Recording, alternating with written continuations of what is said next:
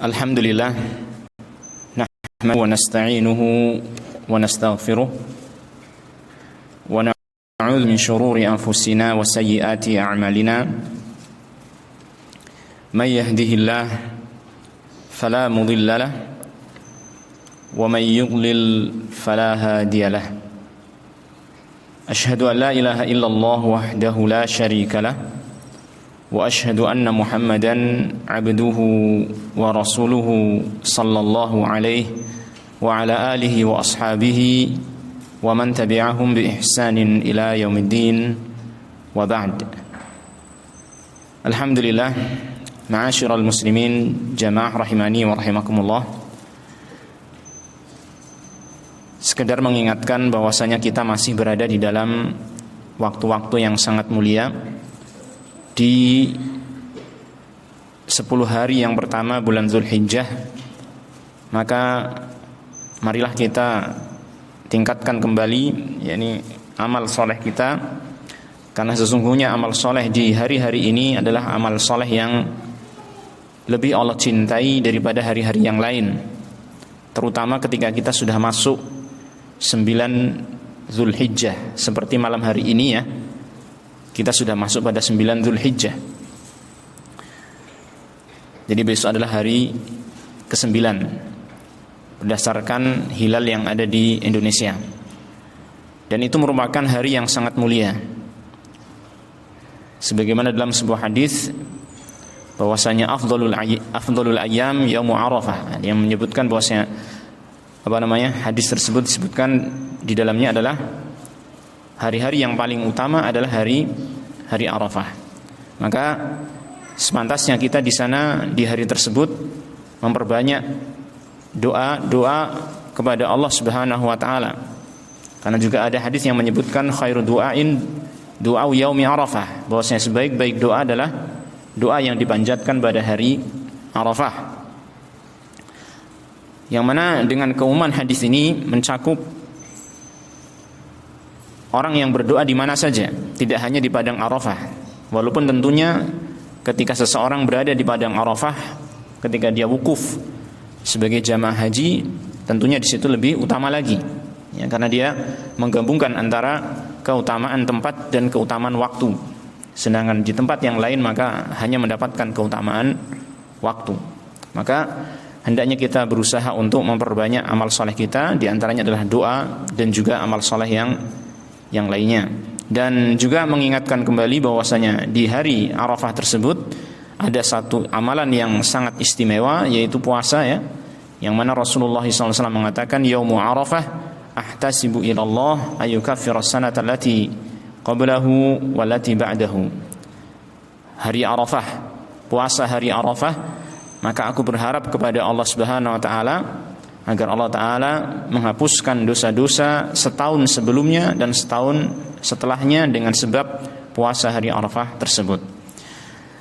Ma'asyiral muslimin rahimani wa rahimakumullah, tentunya di kesempatan kita malam hari ini, di majelis ini kita tetap memuji Allah Ta'ala, dan kita terus berusaha meningkatkan puji-pujian kita kepada Allah Subhanahu wa taala, di mana Allah Ta'ala masih memberikan kesempatan kepada kita untuk bermajelis di malam hari ini, yang mudah-mudahan Allah Ta'ala memberikan kemanfaatan yang besar, khususnya bagi saya pribadi dan juga kepada kaum muslimin sekalian. Dan mudah-mudahan Allah Ta'ala memberikan ilmu yang bermanfaat kepada kita semua, taufik untuk melaksanakan ilmu tersebut dan juga keistiqomahan di jalan Allah Ta'ala yang lurus. Ma'asyiral muslimin rahimani wa rahimakumullah, pada malam hari ini kita akan melanjutkan pembacaan dari kitab Aqidatut Tauhid karya Syekh Shalih bin Fauzan Al-Fauzan hafizahullah taala, di mana pada pertemuan sebelumnya sudah kita bacakan penjelasan penulis hafizahullah taala terkait dengan syarat-syarat syahadat la ilaha illallah dan syarat-syarat syahadat anna Muhammadan Rasulullah. Maka pada malam hari ini kita lanjutkan pada halaman ke-51, poin yang keempat, rabi'an, ya, muqtadha syahadatain, muqtadha asyhadatain, konsekuensi dari dua kalimat syahadat. Jadi kalimat ini merupakan kalimat yang sangat agung, kalimat yang sangat mulia, ya kan? Dan dia memiliki konsekuensi-konsekuensinya. Yang tentunya konsekuensi ini ya terambil juga dari apa yang telah kita pelajari dari rukun-rukunnya dan juga syarat-syaratnya. Setelah kita mengetahui ada rukun dari dua kalimat syahadat dan juga rukun dari rukun dari kalimat syahadat la ilaha illallah dan rukun dari syahadat Muhammad Rasulullah sallallahu alaihi wasallam, maka tentunya rukun tersebut memberikan konsekuensi. Apa sih yang seharusnya kita lakukan? Kan gitu. Karena seandainya rukun itu tidak kita penuhi, ya kan? Rukun tersebut tidak kita penuhi dan juga syaratnya tidak kita penuhi, maka otomatis bisa jadi kalimat tersebut tidak tegak pada diri kita, atau bisa jadi kalimat tersebut tidaklah memberikan manfaat kepada kita. Maka kita harus memahami apa itu konsekuensi dari dua kalimat syahadat yang harus kita wujudkan, yang harus kita realisasikan. Taib, Syekh Hafizahullah Ta'ala mengatakan muqtada syahadati an la ilaha illallahu huwa tarku ibadati ma siwallahi. Konsekuensi dari syahadat la ilaha illallah, di sini beliau menyebutkan dua hal, ya. Konsekuensi dari syahadat la ilaha illallah ada dua. Yang pertama adalah apa? Tarku ibadati ma siwallah, meninggalkan peribadahan kepada segala sesuatu selain Allah. Ini yang pertama. Min jami'il ma'budat, dari seluruh sesembahan-sesembahan yang ada, tentunya selain Allah Subhanahu wa taala. Jadi kita tinggalkan, ya, segala bentuk peribadahan yang ditujukan kepada selain Allah harus kita tinggalkan dan harus kita ingkari. Bukan hanya sekedar meninggalkan, tetapi juga harus apa? Mengingkari, ya. Taib. Baik itu peribadahan kepada zat-zat yang nampak secara nyata, seperti misalnya orang yang beribadah kepada kuburan, orang yang beribadah kepada pohon, orang yang beribadah kepada batu, atau zat-zat perkara-perkara yang nampaknya tidak kelihatan tapi ada. Seperti misalnya apa? Beribadah kepada jin, ya kan? Taib. Bahkan termasuk peribadahan kepada hawa nafsu. Peribadahan kepada hawa nafsu harus kita tinggalkan. Taib. Maka Allah Tabaraka wa Ta'ala menyebutkan dalam sebuah ayat dalam Al-Quran, afara'aita man ittakhadha ilahahu hawah. Tidakkah kamu lihat, ya, bagaimana pendapatmu tentang orang yang menjadikan sesembahannya adalah hawa nafsunya? Di sini menunjukkan bahwasanya ada orang-orang yang apa? Beribadah kepada hawa nafsunya. Ya, ini apa saja yang diperturutkan oleh hawa nafsunya itu dituruti, ya kan? Maka kita harus berhati-hati yang seperti ini, ya. Sehingga kalau kita mau meluaskan makna peribadahan kepada hawa nafsu, ya kan? Kalau kita mau meluaskan makna peribadahan kepada hawa nafsu, maka bisa jadi kemaksiatan itu masuk, ya, merupakan bagian dari apa? Peribadahan kepada hawa nafsu. Bukankah orang yang bermaksiat itu memperturutkan hawa nafsunya, tunduk kepada hawa nafsunya? Ya enggak? Nah, akan tetapi tentunya tidak kita katakan orang yang bermaksiat otomatis musyrik, tidak kita katakan demikian. Ya, tidak kita katakan demikian. Ya. Kalaupun dia dikatakan musyrik, orang yang berbuat maksiat itu karena mengikuti hawa nafsunya, maka paling syirik kecil, selama itu bukan kemaksiatan yang setara dengan kesyirikan dan kekufuran. Karena kalau kita bicara tentang kemaksiatan, maka nanti para ulama telah membaginya menjadi beberapa. Ada kemaksiatan yang sifatnya itu sampai pada perkara yang membatalkan Islam, ya, dia adalah kekafiran, kemunafikan yang besar dan kesyirikan yang besar.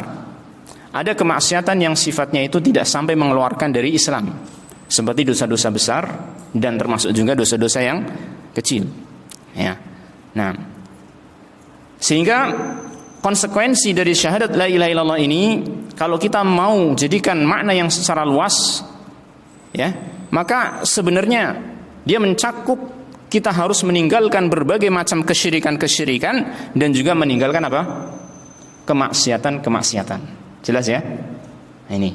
Sehingga dari sini kita memahami ketika ada orang yang berbuat maksiat, maka syahadatnya dia telah berkurang nilainya, ya, kesempurnaannya telah berkurang, imannya telah berkurang, ya. Setiap kali seseorang berbuat maksiat, maka imannya, tauhidnya dia berkurang, tidak sempurna, ya. Dan hal itu bisa hilang tatkala kemaksiatannya apa? Tauhid itu bisa hilang, imannya bisa hilang tatkala kemaksiatannya itu sampai pada derajat syirik yang besar. Peribadahan kepada selain Allah yang nyata dia merupakan syirik besar. Nah, barangkali itu nanti kita akan lebih mendalam lagi pada pembahasan-pembahasan berikutnya insyaallah taala. Ini konsekuensi yang pertama, tarku ibadati ma siwallah min jami'il ma'budat. Meninggalkan peribadahan kepada segala sesuatu selain Allah dari semua sesembahan-sesembahan yang selain Allah. Al-madlulu alaihi bin nafyi, yang mana konsekuensi ini ditunjukkan oleh rukun nafi dari dua rukun kalimat la ilaha illallah. Sudah kita pelajari dahulu ya, bahwasanya rukun la ilaha illallah itu ada berapa? Ada dua, ya kan? An-nafyu wal isbat. Nafyu yaitu mengingkari, ya, peribadahan kepada selain Allah tabaraka wa taala, dan isbat yaitu apa? Menetapkan peribadahan itu hanyalah haknya Allah taala saja. Maka konsekuensi yang pertama ini yaitu meninggalkan semua jenis peribadahan kepada semua sesembahan selain Allah taala. Ini ditunjukkan oleh rukun yang pertama yaitu an-nafyu, kewajiban mengingkari semua sesembahan selain Allah taala. Baik. Konsekuensi yang kedua, baik, al-madlulu alaihi bin nafyi wa huwa qauluna la ilaha. Yang mana nafi, rukun yang pertama yaitu nafi ini diambil dari apa? Ucapan kita dalam kalimat syahadat adalah la ilaha. Ini sudah kita pelajari dulu ya. Nah, kemudian konsekuensi yang kedua, muqtadha yang kedua di antara konsekuensi syahadat la ilaha illallah adalah wa ibadatullahi wahdahu la syarikalah. Dan beribadah kepada Allah semata, tidak ada sekutu baginya. Ya, beribadah kepada Allah semata, tidak ada sekutu baginya. Jadi ketika seseorang telah mengucapkan kalimat la ilaha illallah, maka dia harus beribadah kepada Allah. Tidak hanya cukup mengingkari dan meninggalkan peribadahan kepada selain Allah, tapi dia juga harus beribadah kepada Allah Subhanahu wa taala. Jelas ya? Maka kembali kepada seperti yang tadi kita jelaskan, ketika seseorang itu dalam ibadahnya itu ada kemalasan, maka menunjukkan bahwasanya apa? Tauhidnya kurang sempurna. Tidak kita katakan tauhidnya hilang, tetapi tauhidnya kurang sempurna. Karena apa? Karena di antara konsekuensi tauhid la ilaha illallah adalah beribadah kepada Allah. Semakin sempurna tauhid, maka akan semakin baik ibadahnya kepada Allah Subhanahu wa taala. Orang yang bermalas-malasan beribadah sampai meninggalkan kewajiban-kewajiban, maka dia melakukan dosa besar, dan ini tentu saja menjadikan imannya tidak sempurna. Kan seperti itu. Nah, al-madlulu 'alaiha bil itsbat. Konsekuensi kedua ini ditunjukkan oleh rukun yang kedua yaitu itsbat. Penetapan bahwasanya al-uluhiyah, ya, sifat uluhiyah yang berhak untuk disembah hanyalah milik Allah Subhanahu wa taala saja, wa huwa qauluna illallah, yaitu rukun kedua ini diambil dari ucapan kita dalam kalimat syahadat la ilaha illallah, itu bagian yang kedua, bagian yang terakhir, illallah, ya. Ini dua konsekuensi dari kalimat syahadat la ilaha illallah. Semakin sempurna dalam memenuhi konsekuensi ini, maka akan semakin sempurna tauhid seseorang, yakni semakin sempurna keimanan dia. Kalau ada kekurangan dalam pemenuhan konsekuensi ini, maka ada kekurangan di dalam tauhidnya dan ada kekurangan di dalam apa? Keimanan dia. Ya. Kalau dia membatalkan, ya, melakukan satu perkara yang bisa membatalkan konsekuensinya ini, maksudnya dia meninggalkan secara mutlak konsekuensi ini, maka dia bisa apa? Batal tauhidnya. Sebagaimana nanti akan ada penjelasan setelah ini, ya, pada poin yang kelima ini, nawaqidul Islam, nawaqidus syahadatain. Kita akan mempelajari nanti tentang apa? Pembatal-pembatal dua kalimat syahadat. Jadi ada perkara-perkara yang bisa membatalkan dua kalimat syahadat. Tentunya adalah ketika konsekuensi utama dari dua kalimat syahadat ini tidak terpenuhi. Nah, maka Syekh menjelaskan lebih lanjut lagi pentingnya memenuhi dua konsekuensi ini. Beliau mengatakan, fakatsirun mimman yaquluha yukhalifu muqtadhaha. Banyak di antara orang yang mengucapkan kalimat syahadat ini yukhalifu muqtadhaha, ternyata dia malah apa? Menyelisihi konsekuensi kalimat syahadat tersebut. Dan ini yang harus kita waspadai. Ya. Kenapa kita harus waspada? Karena beliau di sini menyebutkan katsir, banyak orang. Banyak orang yang apa? Telah mengucapkan kalimat la ilaha illallah, ternyata dia malah menyelisih konsekuensinya. Ketika beliau mengatakan banyak orang, berarti kita harus khawatir nih, ya kan? Jangan sampai kita masuk ke dalamnya. Jangan sampai kita termasuk ke dalam orang yang mengucapkan la ilaha illallah, ternyata malah apa? Menyelisih konsekuensi dari kalimat la ilaha illallah. Fayuthbitul ilahiyatal manfiyata lil makhluqin wal quburi wal masyahidi wat tawaghiti wal asjari wal ahjar.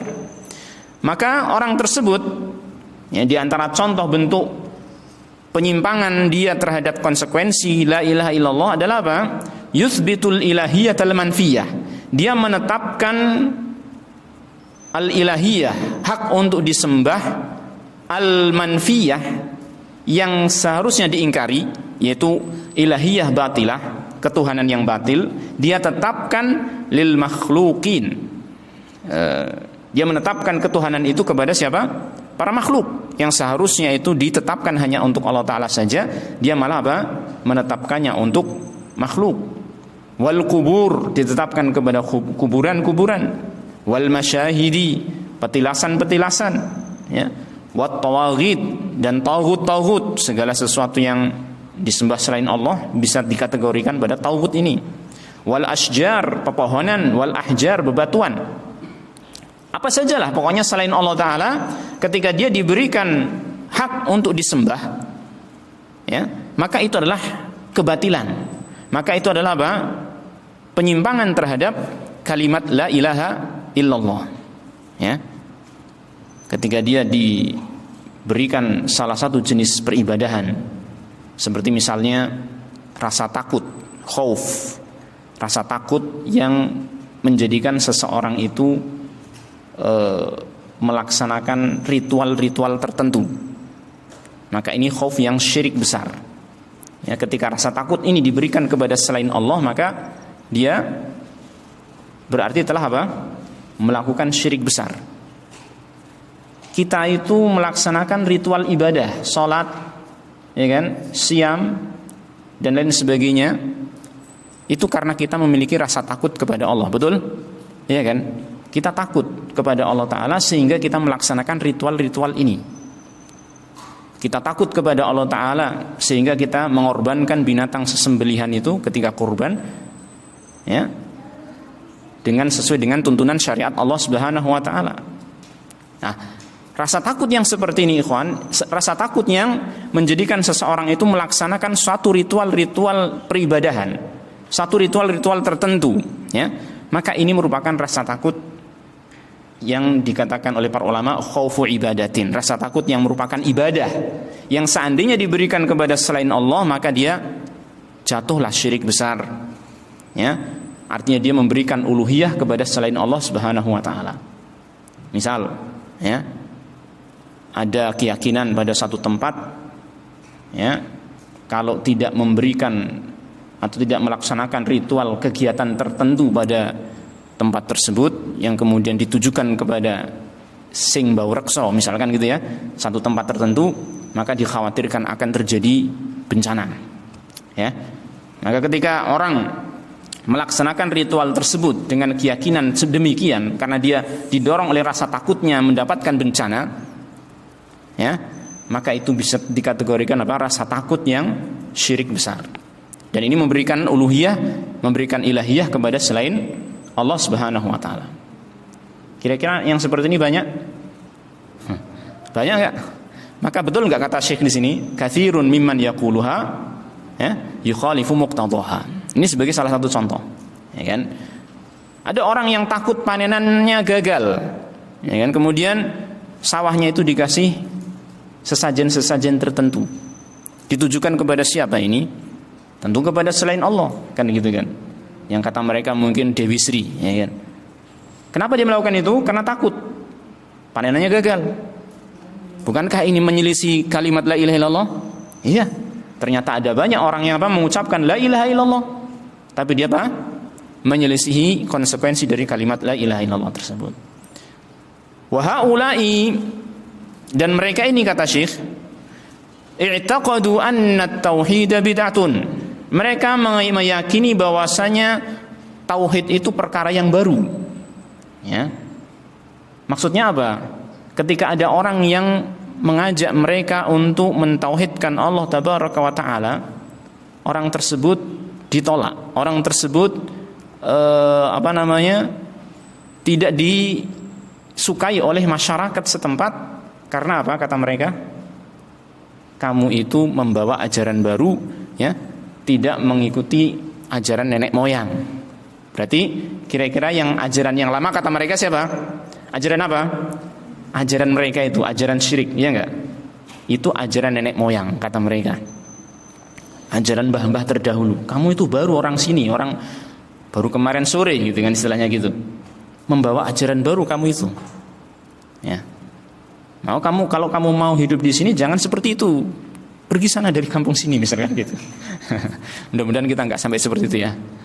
Kita berharap masyarakat kita itu ini menjadi masyarakat yang bertauhid kepada Allah Subhanahu wa taala, dan kita harus berdakwah secara hikmah kepada mereka, jangan secara frontal, ya kan? Agar dakwah kita itu bisa masuk kepada mereka. Ini penting, ya. Baik. Jadi mereka menganggap bahwasanya tauhid itu perkara yang baru. Yang lama adalah apa? Tradisi mereka, kata mereka. Padahal, ya kan, kalau kita perhatikan antara tauhid dengan kesyirikan itu duluan mana? Duluan mana, ikhwan? Buktinya apa kalau duluan tauhid? Siapa yang tahu? Buktinya apa kalau tauhid itu perkara yang paling awal duluan?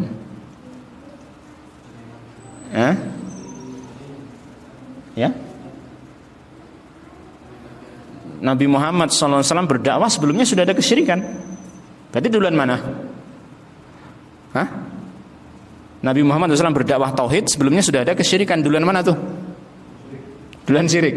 Berarti tauhid baru bid'ah. Duluan tauhid. Alasannya manusia pertama siapa? Nabi Adam. Nabi Adam bertauhid. Anak-anaknya bertauhid. Anak-anaknya lagi bertauhid. Anaknya lagi bertauhid. Sampai 10 generasi, kata sahabat Abdullah bin Abbas radhiyallahu anhuma, bahwasanya manusia dahulu itu pertama kali ada manusia gitu ya. Itu mereka berada di atas tauhid selama 10 kurun. Ada yang mengatakan kurun itu abad, ya. Jadi tentang penafsiran ucapannya Ibnu Abbas ini, ada yang mengatakan kurun itu abad, ada yang mengatakan kurun itu apa? Generasi. Ala kulli hal, Ibnu Abbas mengatakan, dan tentunya ini bukan dari beliau sendiri ya, tentunya ini adalah dari Nabi Muhammad SAW yang beliau dapatkan, ya kan? Bahwasanya apa? Manusia pertama itu berada di atas tauhid, ya kan? Selama 10 kurun. Baru kemudian muncul kesyirikan. Sehingga yang pertama itu apa? Tauhid, kesyirikan perkara yang baru. Makanya sebelum ada kesyirikan itu enggak ada rasul. Adanya nabi. Siapa? Nabi Adam alaihissalam. Nabi Adam itu bukan rasul, karena waktu itu belum ada kesyirikan. Karena di antara penjelasan para ulama tentang perbedaan nabi dan rasul itu apa?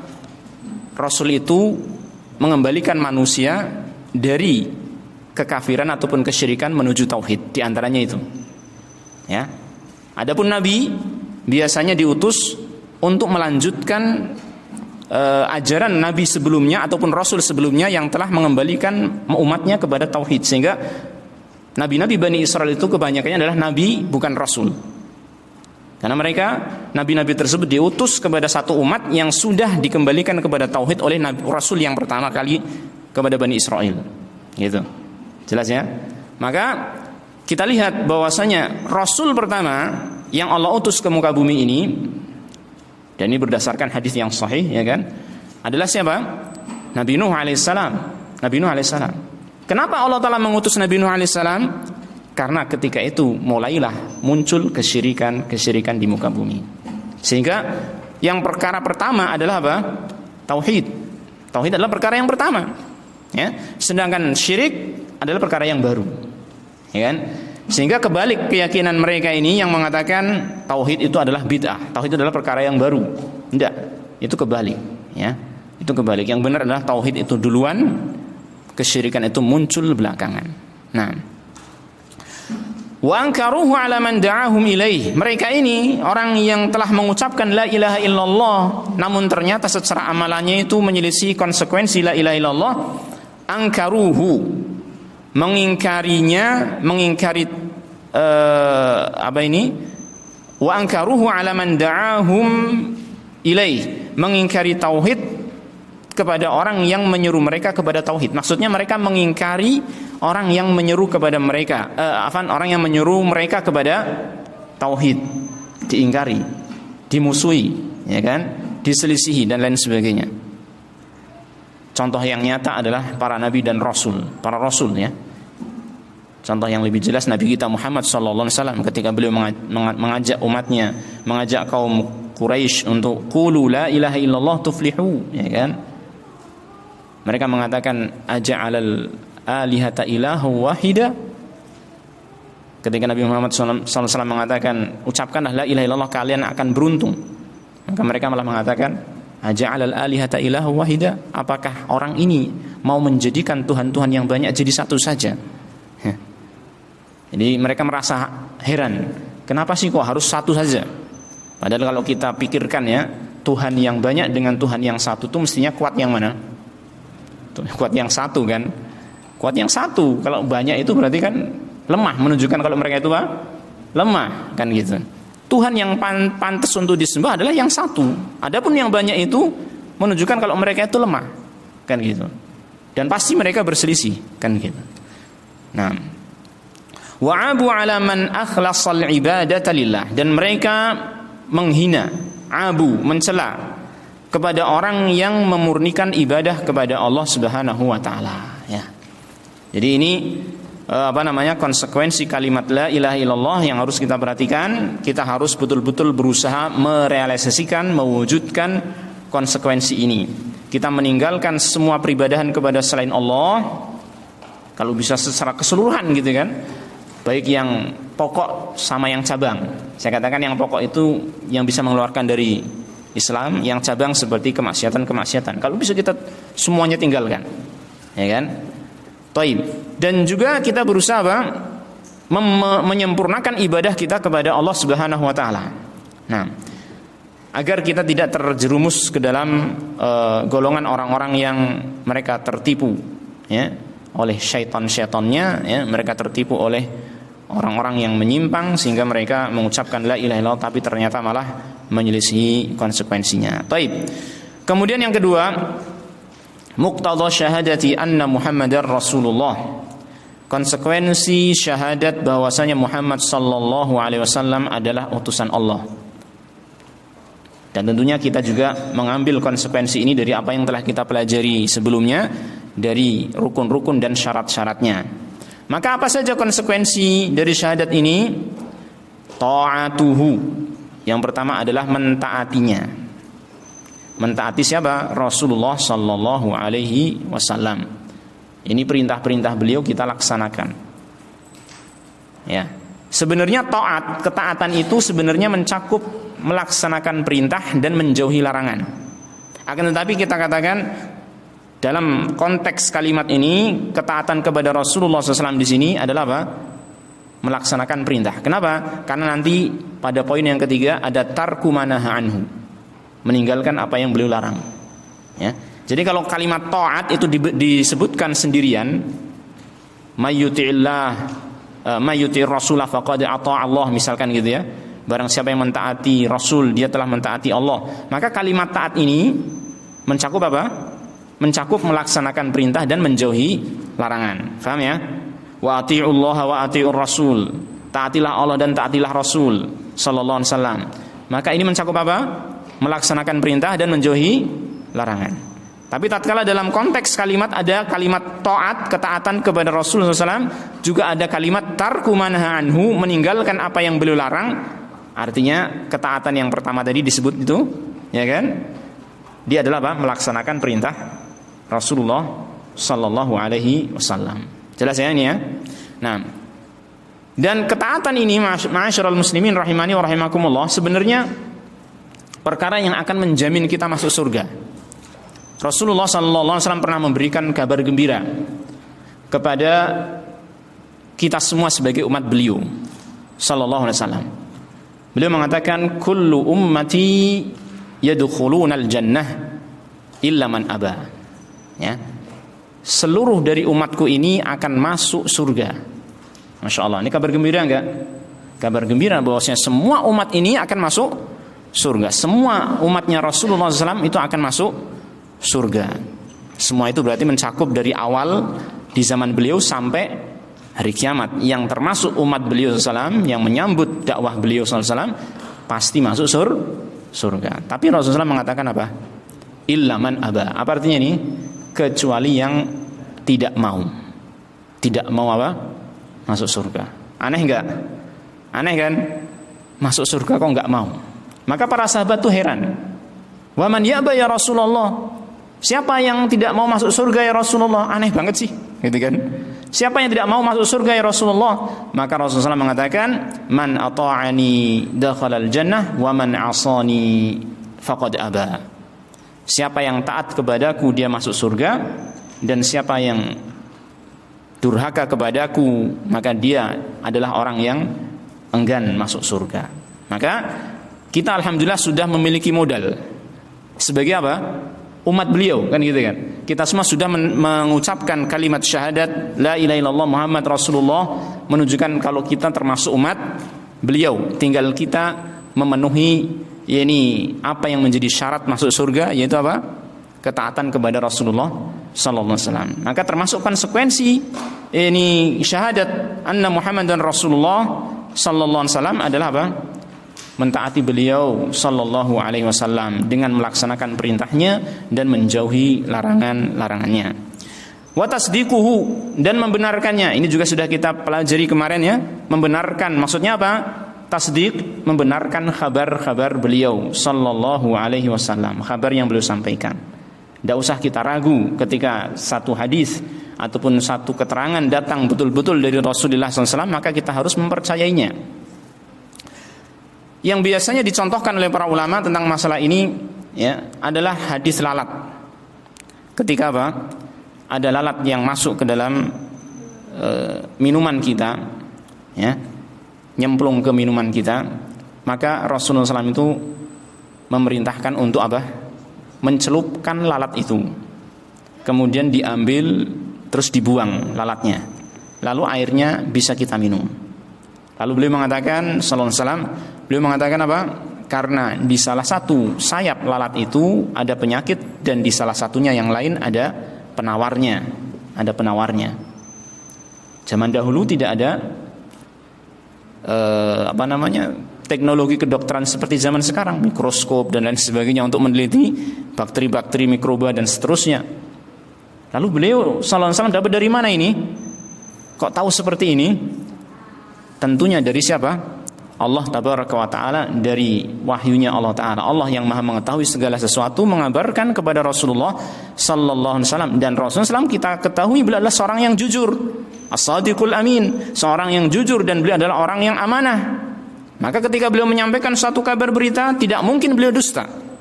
Tidak mungkin beliau apa?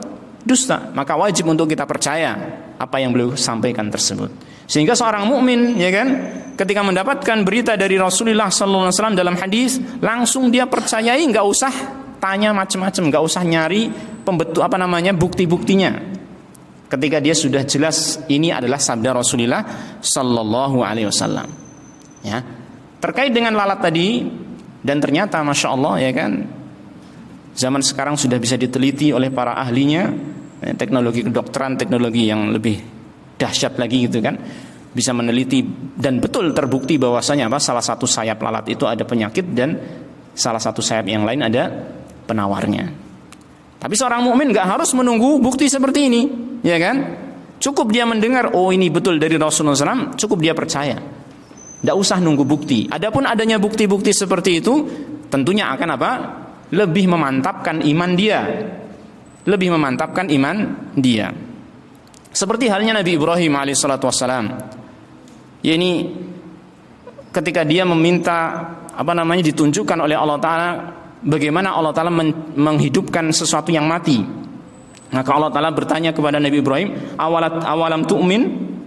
Qala bala walakin liyatma'inna qalbi. Nabi Ibrahim mengatakan, betul saya sudah beriman, tapi agar lebih mantap lagi hati saya. Gitu kan? Artinya apa? Tanpa bukti pun, tanpa bukti yang konkret yang bisa dilihat, gitu kan? Seorang mukmin itu mempercayai, mengimani apa yang datang dari Allah Ta'ala dan Rasulnya Sallallahu Alaihi Wasallam. Adapun adanya bukti-bukti yang konkret yang nyata itu akan menambah pemantapan keimanan dia. Ya, bukan kok imannya itu baru muncul ketika sudah ada bukti yang nyata. Kalau misalkan seseorang itu menunggu bukti yang nyata untuk beriman, maka tidak ada bedanya dengan siapa? Fir'aun. Tidak bedanya dengan apa? Fir'aun, yang dia baru mengatakan aku beriman kepada apa yang diimani oleh Bani Israel. Kapan dia mengatakan itu? Ketika dia mendapatkan azab. Lihat azab yang nyata, ya kan? Dia baru beriman. Jangan nunggu nampak jelas sesuatu perkara yang harus kita imani. Cukup kita mendapatkan apa?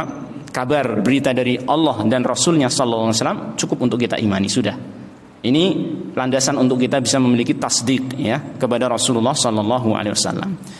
Wa tarku ma naha anhu, dan meninggalkan apa saja yang beliau larang. Dan ini sebagai landasan untuk kita bisa melaksanakan ketaatan kepada Rasulullah SAW. Ini dengan melaksanakan perintah dan menjauhi larangan, kita harus meyakini bahwasanya apa yang diperintahkan dan dilarang oleh Rasulullah SAW adalah untuk kemaslahatan kita semua. Adalah untuk apa? Kemaslahatan kita semua. Dan itu adalah perintah dan larangan yang pasti adilnya. Perintah dan larangan yang pasti apa? Adil. Maka Allah Ta'ala menyebutkan tentang Al-Quran, mensifati tentang Al-Quran, wa tammat kalimatu rabbika sidqa wa adla, dan telah sempurna firman Tuhanmu, yaitu Al-Quran ini, dengan sifat apa?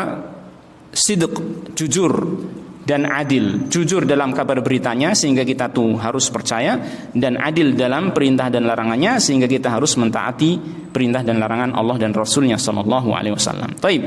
Kemudian wal-iqtisaru alal amal bisunnatihi, dan sudah dan ya, mencukupkan diri untuk mengamalkan sunnah beliau Sallallahu Alaihi Wasallam.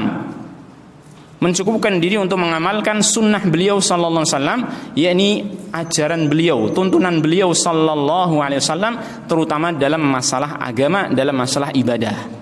Cukup kita pakai tuntunan Rasulullah SAW, jangan pakai yang lain. Adapun dalam masalah dunia, maka itu boleh kita berinovasi, boleh berkreasi dalam urusan dunia, ya. Karena Rasulullah SAW diutus oleh Allah Ta'ala bukan untuk apa? Bukan untuk mengajarkan bagaimana kita mengurusi urusan dunia, cara cari duit, ya kan? Tidak, tetapi berkaitan dengan apa? Agama. Berkaitan dengan bagaimana kita mewujudkan ibadah untuk mencari ridho Allah Subhanahu wa Ta'ala.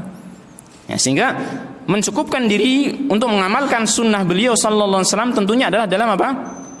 Agama, dalam ibadah. Mencukupkan diri dengan tuntunan beliau Sallallahu Alaihi Wasallam. Lawannya adalah apa? Tarku ma'adaha, meninggalkan selain dari sunnah Rasulullah SAW, selain tuntunan Rasulullah SAW, minal bid'ah wal muhdatsat, dari perkara-perkara yang disebut dengan apa? Bid'ah dan muhdatsat, yaitu perkara-perkara yang baru. Tentunya dalam apa? Dalam agama. Dalam apa? Dalam ibadah.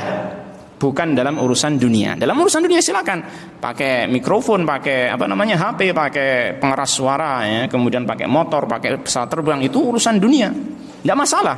Tetapi yang kita bicarakan adalah urusannya Rasulullah SAW adalah agama. Maka kita harus meninggalkan perkara-perkara baru dalam agama. Kalau kita melaksanakan agama ini, melaksanakan ibadah kita dengan menggunakan perkara-perkara baru yang tidak dituntunkan oleh Rasulullah SAW, maka akan sia-sia belaka. Kenapa? Karena akan ditolak oleh Allah Ta'ala. Rasulullah SAW sendiri pernah mengatakan, Man amila amalan laisa alaihi amruna fahuwa raddun. Barang siapa yang melakukan amalan tidak ada tuntunan kami padanya. Amalan apa ini maksudnya? Amalan agama kan, amalan ibadah. Tidak ada tuntunan kami padanya, maka dia tertolak. Maka dia apa? Tertolak oleh Allah Ta'ala, sehingga tidak membuahkan hasil. Kemudian konsekuensi berikutnya adalah taqdimu qaulihi ala qauli kulli ahad. Mendahulukan ucapan beliau sallallahu alaihi wasallam atas ucapan siapa saja di antara manusia, ya. Dan ini tentunya ketika ada perselisihan perselisihan benar ya, pertentangan antara ucapan Rasulullah SAW dengan ucapan manusia biasa. Ketika ada pertentangan, maka yang kita dahulukan adalah ucapan Rasulullah sallallahu alaihi wasallam. Ini adalah konsekuensi dari syahadat kita asyhadu anna Muhammadan Rasulullah. Nah, masyarul muslimin rahimani wa rahimakumullah, barangkali ini yang bisa kita pelajari untuk malam hari ini. Insyaallah pada pertemuan selanjutnya kita akan mempelajari perkara yang penting lagi, yaitu apa? Terkait dengan nawaqidus syahadatain, pembatal dua kalimat syahadat. Karena ternyata dua kalimat syahadat yang sudah diucapkan oleh seorang muslim itu bisa terbatalkan dengan perkara-perkara yang akan dijelaskan nanti insyaallah ta'ala. Maka kita harus mempelajarinya, jangan sampai kita terjerumus ke dalam pembatal ini tanpa kita sadari, ya. Ma'asyiral muslimin rahimani wa rahimakumullah, demikian yang kita pelajari. Mudah-mudahan Allah Ta'ala memberikan ilmu yang bermanfaat kepada kita, amal yang saleh dan keistiqomahan. Kita akhiri wa sallallahu wasallam ala nabiyyina Muhammadin wa ala alihi wa sahbihi ajma'in, wa akhiru da'wana alhamdulillahi rabbil alamin. Alhamdulillah.